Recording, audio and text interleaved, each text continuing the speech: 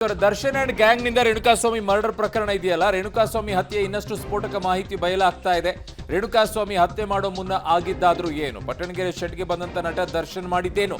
ಶೆಡ್ನಲ್ಲಿ D ಗ್ಯಾಂಗ್ನ ಕ್ರೌರ್ಯ ಮತ್ತಷ್ಟು ಬಯಲಾಗ್ತಾ ಇದೆ. ಪಬ್ಲಿಕ್ ಟಿವಿಯಲ್ಲಿ ಎಕ್ಸ್ಕ್ಲೂಸಿವ್ ಆಗಿರುವಂತಹ ಸ್ಟೋರಿಯನ್ನ ನಿಮ್ಮ ಮುಂದೆ ಇಡ್ತಾ ಇದ್ದೀವಿ.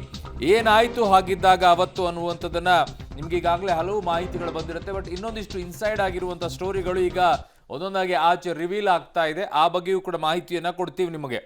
ಸೊ ಆಲ್ಮೋಸ್ಟ್ ಆಲ್ ಇನ್ನೊಂದು 2 ದಿನ ಆದರೆ 1 ತಿಂಗಳು ಕಳೆದು ಹೋಗ್ಬಿಡುತ್ತೆ.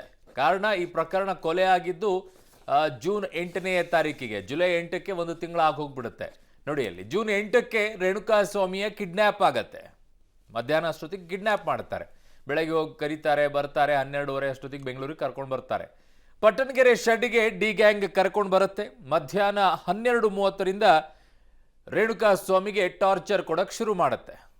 ವೆಲ್ ಪ್ಲಾನ್ಡ್ ಆಗಿನೇ ಮಾಡ್ಕೊಂಡು ಬಂದಿರ್ತಾರೆ. ಸಂಜೆ 4:30ಕ್ಕೆ ಶೆಡ್ಗೆ ದರ್ಶನ್ ಬರ್ತಾರೆ. ಯಾವಾಗ? ಸಂಜೆ 4:30ಕ್ಕೆ. ಅಷ್ಟೊತ್ತಿಗೆ ರೇಣುಕಾಸ್ವಾಮಿಯನ್ನ ಹಣ್ಣುಗಾಯಿ ನೀರ್ಗಾಯಿ ಮಾಡಿಟ್ಟಿರ್ತಾರೆ. ಅಂದರೆ ಆ ಪ್ರಮಾಣದಲ್ಲಿ ಥಳಿಸಿರ್ತಾರೆ. ಥಳಿಸಿ ಆದ ನಂತರ ರೇಣುಕಾಸ್ವಾಮಿಗೆ ದರ್ಶನ್ ಅವ್ರು ಬಂದು ಇನ್ನೇನು ಟಾರ್ಚರ್ ಕೊಟ್ಟಿರ್ತಾರೆ ಅನ್ನೋದು ಇಂಪಾರ್ಟೆಂಟು. ದರ್ಶನ್ ಗ್ಯಾಂಗ್ನಿಂದ ರೇಣುಕಾಗೆ ಮಾರಣಾಂತಿಕವಾದಂಥ ಹಲ್ಲೆ ನಡೆಯುತ್ತೆ. ಅಲ್ಲಿ ಆಲ್ಮೋಸ್ಟ್ ಆಲ್ ಕೊನೆಯ ಉಸಿರಿರುವಂಥ ಸಂದರ್ಭ ಬಂದಿರುತ್ತೆ. ಶೆಡ್ಗೆ ಬಂದಾಕ್ಷಣನೇ ಕಾಲಿನಿಂದ ಒದಿತಾರೆ ದರ್ಶನ್. ಕಾಲಿನಿಂದ ಒದ್ದ ದರ್ಶನ್ ಅಲ್ಲಿಗೆ. ಯಾರಿಗೆ? ರೇಣುಕಾಸ್ವಾಮಿಗೆ. ದರ್ಶನ್ ಪಕ್ಕದಲ್ಲೇ ಇದ್ದಂಥ ಪವಿತ್ರ ಗೌಡಾಳಿಂದಲೂ ಕೂಡ ಹಲ್ಲೆ ಆಗುತ್ತೆ. ಹಗ್ಗದಿಂದ ದರ್ಶನ್ ಥಳಿಸ್ತಾರೆ.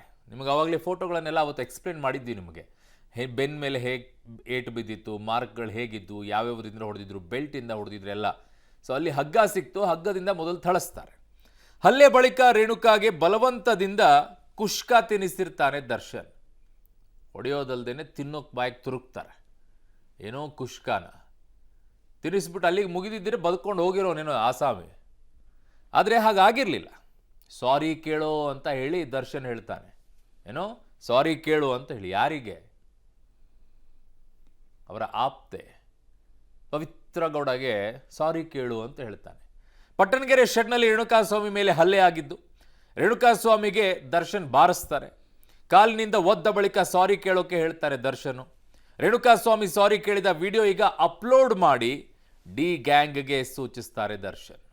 ಏನು ಯಾವ ಮಟ್ಟಕ್ಕೆ ಹೋಗಿದ್ದಾರೆ ಇವರೆಲ್ಲ, ಯಾವ ಮಟ್ಟದಲ್ಲಿದ್ದಾರೆ, ಇವೆಲ್ಲ ಅವತ್ತಿಂದನೂ ಹೇಳ್ತಾ ಇದ್ದೀವಿ. ಸೊ ಇವರೆಲ್ಲ ಹ್ಯಾಬಿಚುವಲ್ ಅಫೆಂಡರ್ಸ್ಗಳಿದ್ದಂಗೆ ಕಾಣಿಸ್ತಾ ಇದ್ದಾರೆ. ಎಲ್ಲ ಕೃತ್ಯಗಳನ್ನು ನೋಡ್ತಾ ಇದ್ದಾರೆ. ಏಕಾಏಕಿ ಒಂದು ಘಟನೆ ನಡೀತಾ ಇದೆ ಅಂತಂದಾಗ ಇಷ್ಟೆಲ್ಲ ನಡೆಯಲ್ಲ ರೀ. ಏನೋ ಒಂದು ಏಟ್ ಹೊಡೆದಾಗ ಸತ್ತ ಅನ್ನುವಂಥದ್ದು ಬೇರೆ. ಆದರೆ ಇಷ್ಟೆಲ್ಲ ಬೆಲ್ಟ್ ಇಟ್ಕೊಂಡು ರೆಡಿ ಮಾಡಿಕೊಂಡು ಕರೆಂಟ್ ಶಾಕ್ ಕೊಟ್ಕೊಂಡು ನನ್ನ ಸಹೋದ್ಯೋಗಿ ಮುರಳಿ ಇದ್ದಾರೆ, ಕ್ರೈಮ್ ಬ್ಯೂರೋ ಹೆಡ್. ಮುರಳಿ, ಈಗ ಈ ಪ್ರಕರಣದ ಇನ್ಸೈಡ್ ಡೀಟೇಲ್ಸ್ಗಳು ಕೂಡ ಆಚೆ ಬರೋಕ್ಕೆ ಶುರುವಾಗಿದ್ದು. ಒಂದು ಕಡೆಗೆ ಕಳೆದ 2-3 ದಿನಗಳಿಂದ ನಂಗೊಂದು ಡೌಟ್ ಬರೋಕ್ಕೆ ಶುರುವಾಗಿತ್ತು.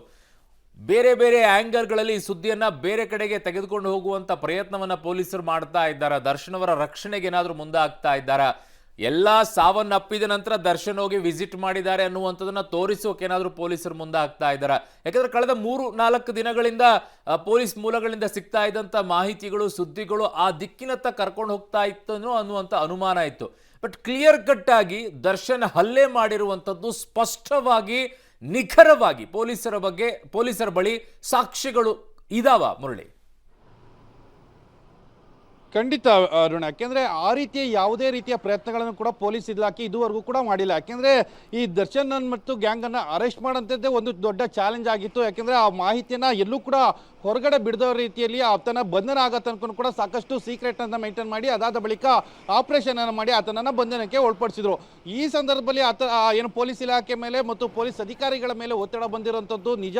ಯಾಕೆಂದರೆ ದರ್ಶನ್ ಅವರ ಫೇವರ್ ಆಗಿ ಸಾಕಷ್ಟು ರಾಜಕಾರಣಿಗಳಿದ್ದಾರೆ. ಆಡಳಿತ ಪಕ್ಷದಲ್ಲಿರ್ಬೋದು, ವಿರೋಧ ಪಕ್ಷದಲ್ಲಿರ್ಬೋದು, ಸಾಕಷ್ಟು ಪ್ರಯತ್ನಗಳನ್ನು ಮಾಡಿದ್ದಾರೆ. ಆದರೆ ಪೊಲೀಸ್ ಇಲಾಖೆ ಅಥವಾ ಪೊಲೀಸ್ ತನಿಖಾಧಿಕಾರಿಗಳು ಈ ರೀತಿ ಯಾವುದೇ ಮುಲಾಜಿಗೂ ಕೂಡ ಬಿದ್ದಿಲ್ಲ ಅನ್ನೋದು ಸ್ಪಷ್ಟವಾಗಿ ಗೊತ್ತಾಗ್ತದೆ. ಯಾಕೆಂದರೆ ಪ್ರತಿ ಒಂದು ಹಂತದಲ್ಲೂ ಕೂಡ ಅವರು ಮಾಡ್ತಾ ಇರುವಂಥ ಪ್ರೊಫೆಷನಲಿಸಮ್ ಅಂತಾನೆ ಹೇಳ್ತಾರೆ. ಅಂದ್ರೆ ಅವರ ಇಲಾಖೆಯಲ್ಲಿ ಮತ್ತು ಒಂದು ತನಿಖೆಯಲ್ಲಿ ಯಾವ್ಯಾವ ಮಾಹಿತಿಗಳನ್ನ ಕಲೆ ಹಾಕ್ಬೇಕು ಆ ರೀತಿಯ ಮಾಹಿತಿಗಳನ್ನ ಕಲೆ ಹಾಕ್ತಾರಂಥದ್ದು.